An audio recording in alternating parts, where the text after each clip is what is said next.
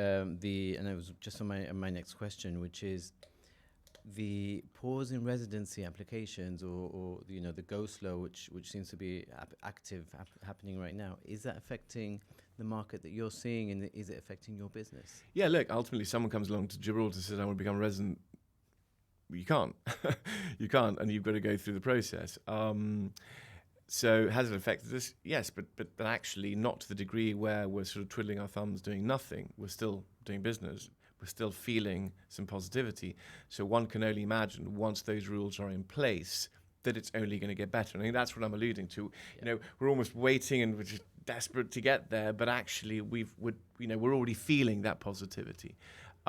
Those rules, I would suspect, have to be quite strict across the board, whether it's Cat 2, HEPS, or whatever that's going to be called, and normal residency, because of the spirit of the agreement, and because something we talked about in the last podcast, because of protecting to a degree what we as Gibraltarians and any resident in Gibraltar already currently enjoys across the board, health and education, lifestyle, so those things are important.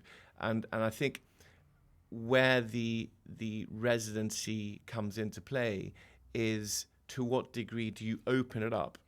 Yep. Which could be dangerous because then, you have potentially flows of UK nationals thinking, I want to be part of that because of the benefits of being resident, and therefore let's not open it up too much because we've got to be careful. And then at the same time, the other extreme, closing it too much, where we don't bring anyone in. So there's that balance. Obviously, it takes quite it must have been and must be a very difficult situation for government and those involved in creating this to assess and to deploy, if you like. And on that note, I think it is a challenge, and it's almost an impossibility to get these residency rules right. What are you hopeful for in the new rules? Is there anything that you would want? You open it up to everyone, therefore. No, and I say that in jest, of course. As a Gibraltarian and as a business person involved in property, and going back to that description of that wonderful healthy curve that we've had over the past 30 years, I'd like to see a continuation of that healthy curve. And that means making sure that if we open up too much, you potentially could have a boom and then maybe a bust. If you close too much, so I think it's the right balance. If you're asking me what I think that right balance is, it's so wide. But for example, I would suspect there are going to be controls as to maybe potentially even age limits of anyone coming to Gibraltar. Certainly controls insofar as, when I say age limits is, are we going to allow loads of pensioners to come over to Gibraltar? Well, actually that puts quite a stray on health service. Can anyone from the UK just come in and become resident? Well, I would imagine no, not without an employment or with an established company.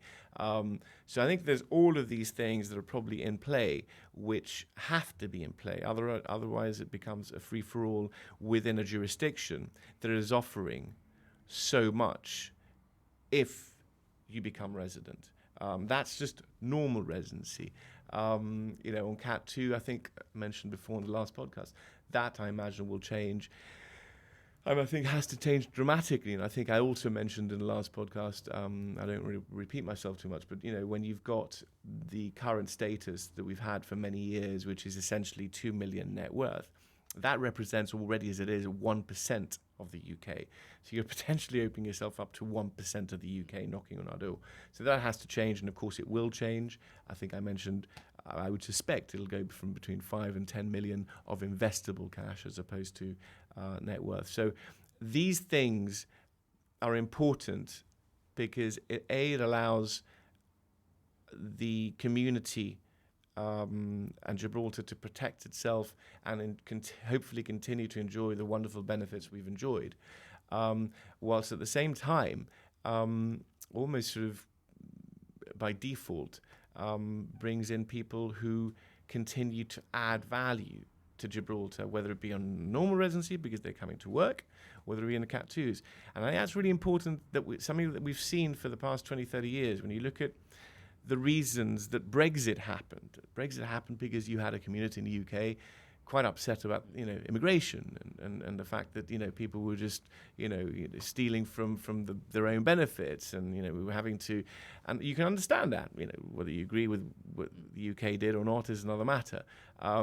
We haven't had that. So if you look at the population increase we've had in Gibraltar over the past 30 years, it's really only been people who've come in to work. In addition to that, the people who've come in to work have been coming into work in sectors which are new, like gaming. So we've Gibraltarians have benefited from that on gaming, on financial services, because we've studied that, we've worked in it, we've grown in it, and we've benefited from it. The people that have come over have been, if you like, specialist skills, a lot of them people coming over. That has only added value to the community that we have. You've got almost 0% unemployment. You've got industries that are leading the way in the world, in gaming and in DLT, etc. So I think we've already done that and achieved a great deal in that respect because of how it's been panned out. Now, this agreement, I think, is only going to solidify that even more and maybe take us to a different level.